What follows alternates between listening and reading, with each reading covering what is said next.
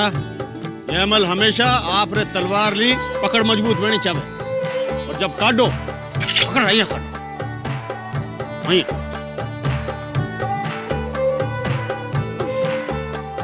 बहुत जोर लगाना पड़ता है दादू साहब इसमें तो।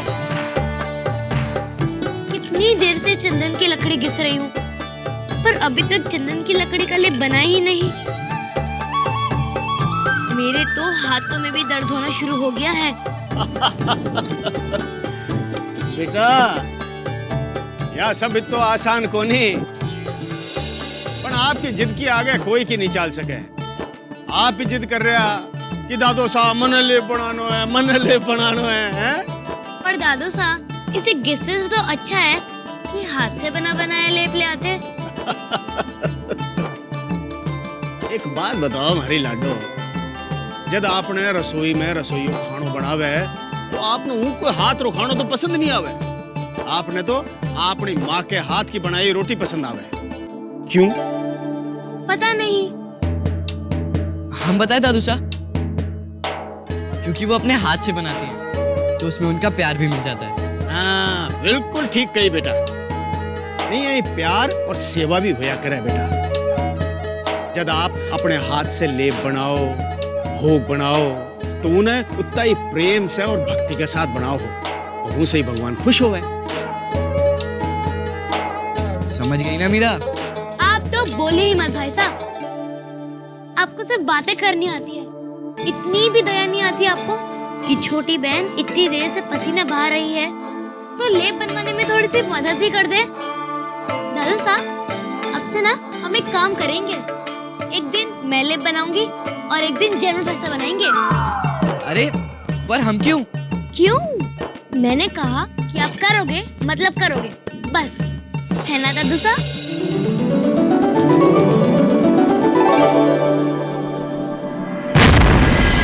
गढ़ में हमने दोहरी सुरक्षा के आदेश दे दिए। मुख्य द्वार पर भी नाकाबंदी कर दी गई है। बिना किसी जरूरी काम के ना ही कोई गढ़ में प्रवेश कर सकता है और ना ही अपना कदम बाहर रख सकता है। ये तो आपने बहुत अच्छा किया रतन सिंह, मगर इसके साथ साथ हम सबको चौकन्ना रहना होगा, क्योंकि मेरा ऐसा मानना है कि दुश्मन अभी भी गढ़ में है। वो मौका देखकर हम पर कभी भी हमला कर सकता है। आपने ठीक कहा भाई साहब, हम सभी को सतर्क रहना ही होगा। अब आप रसोई में जाओ और आपके गुड्डा के वास्ते भोग बनाओ। उसमें हमें जरा भी देर नहीं लगेगी। हम यूं रसोड़े में जाएंगे और फटाफट भोग बनाने का आदेश देकर आएंगे। आदेश देशो? अरे बेटा अब तो आप घना शाना हो गया हो, अब तो आप अपना हाथ से ही भोग बनाया करो। दादू साहब आप भी मीरा को भोग बनाने के लिए कह रहे हैं? इसे तो कुछ भी नहीं आता। अगर ये भोग बनाने बैठी तो इसके गुड्डे का उबला हुआ पानी भी नहीं मिल पाएगा। भाई साहब बस अब बहुत हो गया। आपको क्या पता कि मैं क्या क्या बनाना आता है? वो तो आज तक हमें खाना बनाने की जरूरत ही नहीं पड़ी।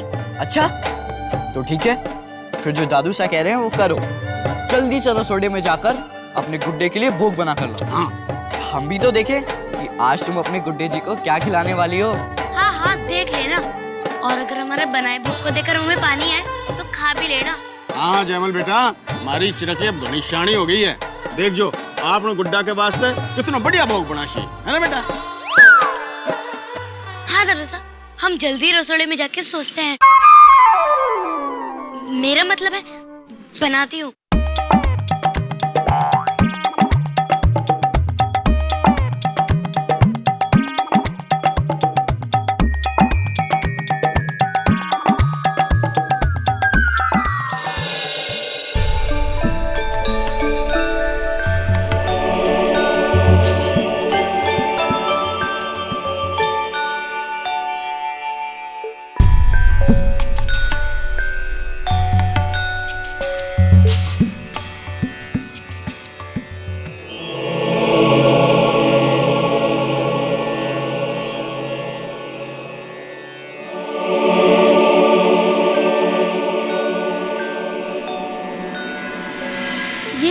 लौकी की सब्जी कैसे रहेगी?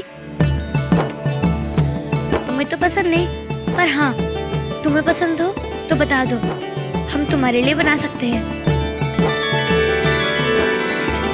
ठीक है।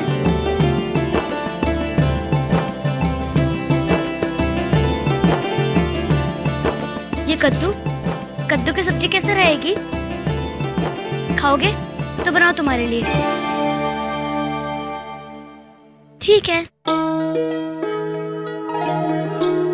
अरे लाडो, तू क्या हुआ लाडो? तू यहाँ? क्या बताया मासा, जनरल भाई से की वजह से हम फंस गए। उन्होंने हमें बाबूसा के सामने चढ़ाया कि हम अपने गुड्डे के लिए भोग नहीं बना सकते। हमें ताव आ गया। हमने चुनौती स्वीकार कर ली और कहा कि हम अपने गुड्डे के लिए भोग खुद अपने हाथों से तैयार करेंगे, वो भी बिना किसी की मदद से। मासा, हम खाना तो बना दे, पर देखे ना, हमारे गुड्डे के इतने नखरे हैं, कुछ खाने के लिए तैयार ही नहीं।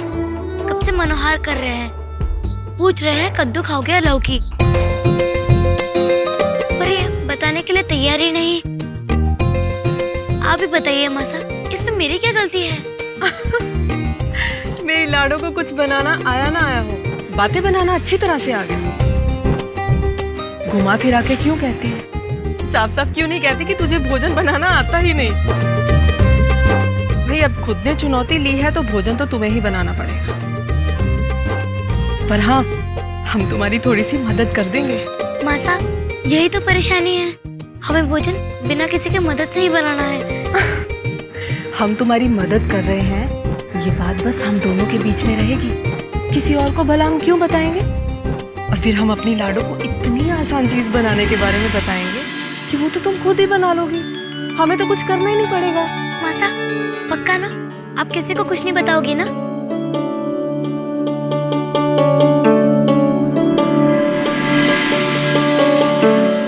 पक्का, हम किसी को कुछ नहीं बताएंगे।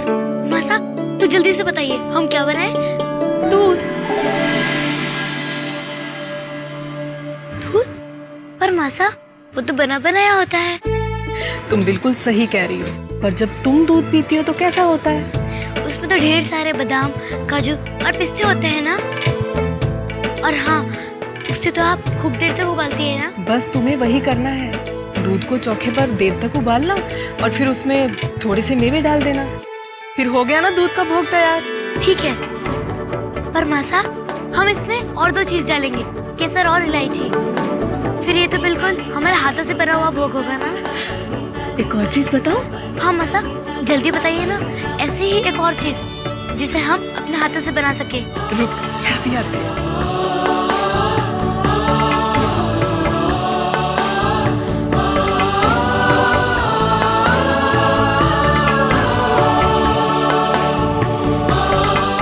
ये ले।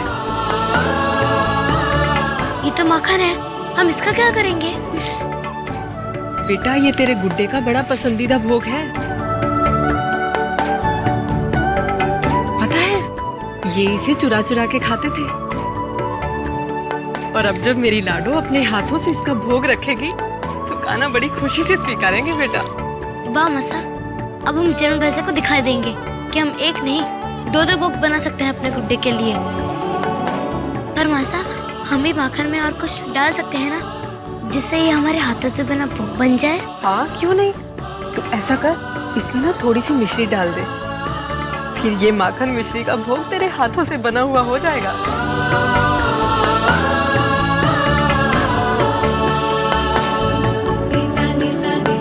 ये लो गुड्डे, ये सब तुम्हारे लिए हो रहा है। और हाँ, किसको बताना मत कि मासा भी हमारी मदद कर रही है, वरना कुछ भी नहीं दूंगी तुम्हें भोग में।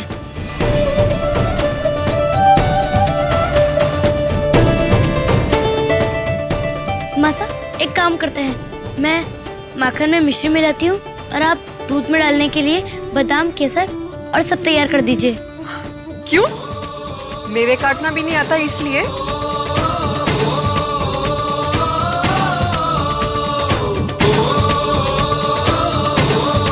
कोई बात नहीं, वो भी मैं तुम्हें बनाना सिखा दूंगी।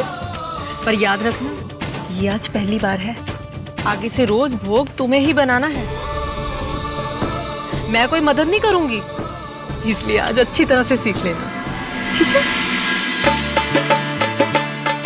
एक जोगन राजस्थानी मीरा, गिरधर की प्रेम दीवानी मीरा, गोकुल की भोर बरसाने की दोपहरी, वृंदावन की शाम देख लेती थी। कौन सा काजल मीरा नैन में लगाती थी, जो नैन मूंद के भी घनश्याम देख लेती थी। नैन मूंद के भी घनश्याम देख लेती थी। मैं तो गोविंद रागुण गास्याए माँ, गोविंद रागुण गास्याए माँ। जगरू से तुम्हारो काई करसी, ओ जगरू से तुम्हारो काई करसी। एक जोगन राजस्थानी मीरा, गिरधर की प्रेम दीवानी मीरा, सारे जग से अनजानी मीरा मीरा, लाखों में जाए पहचानी मीरा मीरा।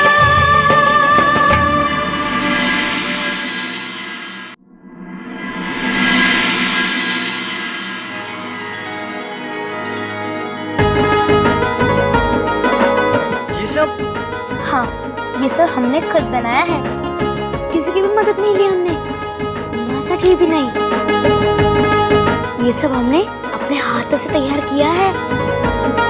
समझ गया, अच्छे से समझ गया। ये सब तुमने बनाया है। अब तो मान गए ना कि हम अपने गुड्डे के लिए भक्ति भी कर सकते हैं और उनके लिए स्वादिष्ट भोग भी बना सकते हैं। हाँ, देखने में तो बड़ा अच्छा लग रहा है, लेकिन इसका असली स्वाद तो तभी पता चलेगा जब हम इसे खाएंगे। नहीं, ये आपके लिए नहीं है भाई साहब, ये हमारे गुड्डे के लिए है। पर मुझे चखने तो दे मीरा, तभी तो मैं बता पाऊंगा कि कैसा बना है ये। एक काम करती हूँ, पहले मैं अपने गुड्डे को भोग लगाती हूँ, उसके बाद आप भी चख लेना।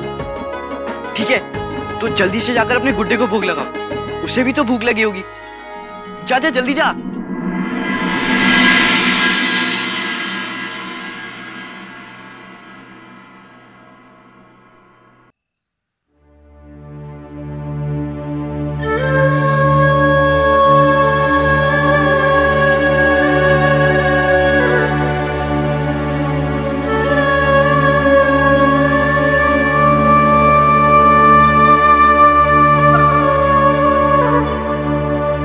क्या देख रही हैं आप?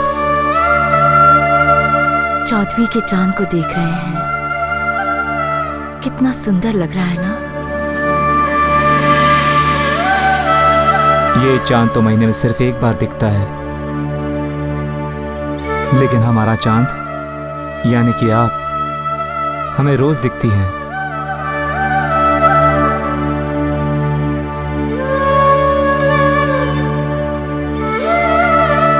अगर इस चांद पर ग्रहण लग जाए तो?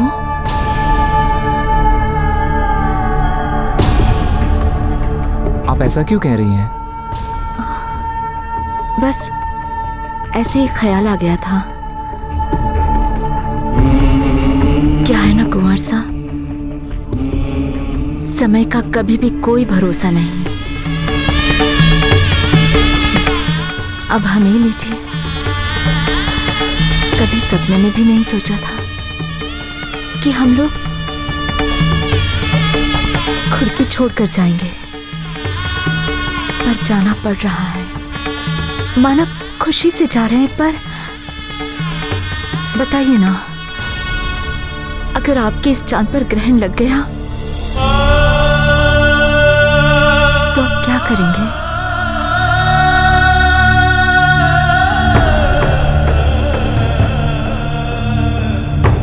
अगर आप चांद है तो हम वो कुमुद है जो सिर्फ चांद को ही देखकर खिलता है। हम वो पपिया हैं जो सिर्फ बारिश की बूंदों का पानी पीता है, वरना प्यासा मर जाता है। नहीं कुंवर साहब, आप ऐसा कभी नहीं करेंगे, क्योंकि आपका ये चांद बुझ भी गया तो आप इसकी चांदनी को संभालेंगे, हमारी मीरा को।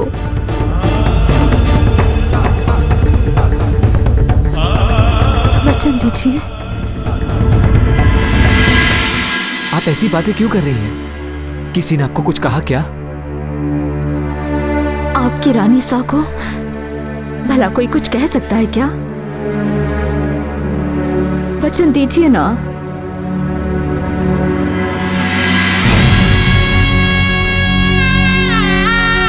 हम वचन देते हैं।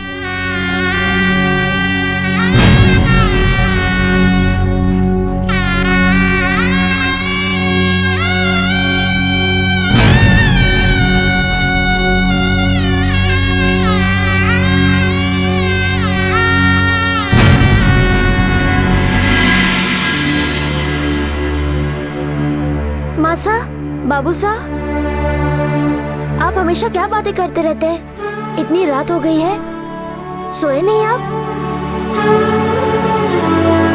और आप क्यों नहीं सोई अब तक? मासा, मैं कैसे सो सकती हूँ? सुबह निकलना है ना, इसलिए आई हूँ कि आपको याद दिला सकूं। आप सो जाइए, नहीं तो कल जल्दी नहीं उठ पाओगे।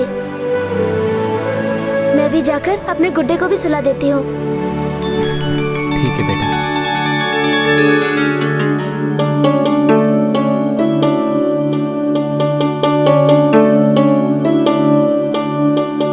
अगर आप चौदवी का चांद हैं, तो हमारी बेटी मीरा पूर्णिमा का चांद है।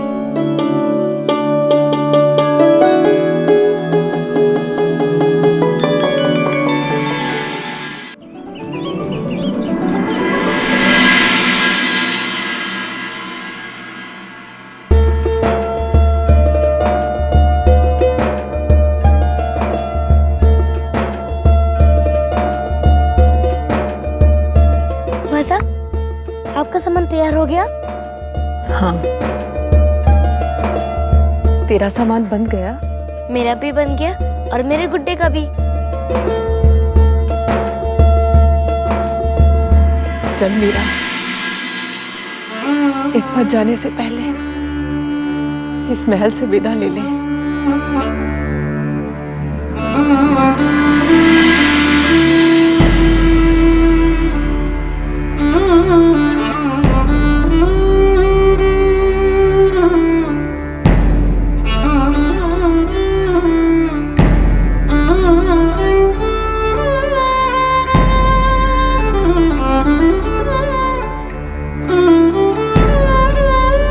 याद है मासा, जल्दबाजी में जब मैं सीढ़ियाँ उतरा करती थी तो अक्सर मैं लड़खड़ाया करती थी और आप मुझे डांटा करती थी। अब मीरा, संभल कर बेटा, अभी अगर गिर जाती और चोट लग जाती तो? कितनी बार कहा है बेटा, इतनी तेजी से सीढ़ियां मत उतरा कर। आगे से ऐसा कभी मत करना। हाँ,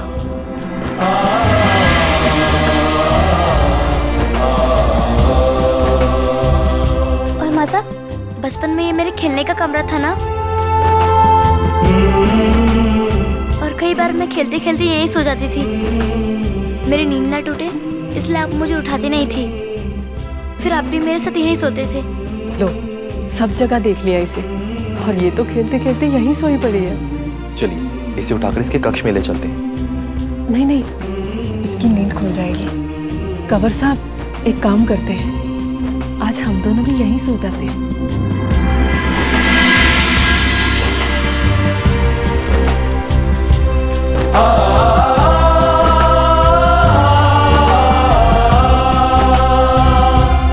और इस झरोखे से आप मुझे आते जाते लोग दिखाया करती थी। यहाँ से बगीचा कितना सुंदर दिखता था। ऐसा झरोखा मीता में भी होगा ना मासा? देखिए ना कंवर साहब, इस झरोखे से वो फवारा और वो बगीचा कितने सुंदर लग रहे हैं। क्या हुआ? देखिए ना, कितना सुंदर दृश्य है। दुनिया का कोई भी दृश्य आपसे सुंदर नहीं होगा। ये बागीचा गर्मी में कुमला जाता है, फूल रात में मुरझा जाते हैं, लेकिन आप हमेशा इतनी ही सुंदर बनी रहती हैं। एक बात बताइए, पूछिए ना। कहीं आपने भी देवताओं की तरह सदैव युवा बने रहने के लिए अमृतपान तो नहीं किया?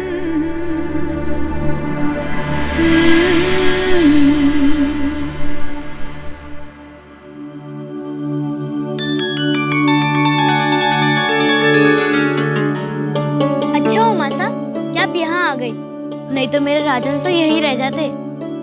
मासा आप इन्हें भी लेकर आ जाना, तब तक हम देख कर आते हैं सबका सामान बंधा कि नहीं।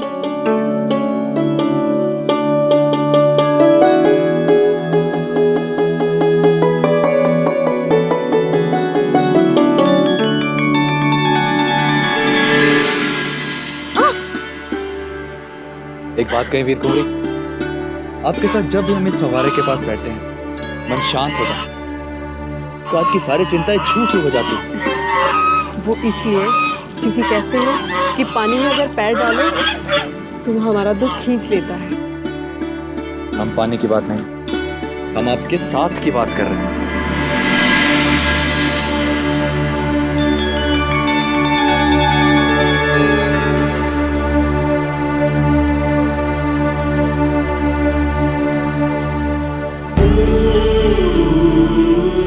अरे ये क्या, आप तो रो रही हैं।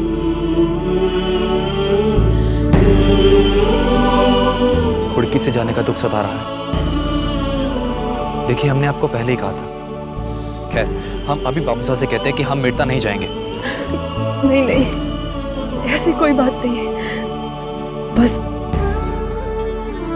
जरा बीते वक्त में आंखें टिक गई थी। ऐसे तो किसी भी चीज पर आंखें टिका तो आंसू तो आ ही जाते हैं ना। और वैसे भी कंवर साहब, मैं जहां भी रहूं, मैं इस घर से दूर तो कभी हो ही नहीं सकती, क्योंकि मैं इस घर में नहीं बसी। ये घर मेरे मन में बस गया है।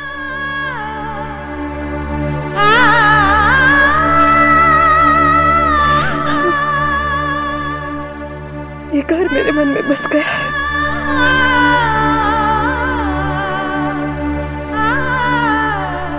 कैसे बताऊं आपको कि इन आंखों से आंसू इसलिए बह रहे हैं ताकि इन यादों को समेटने के लिए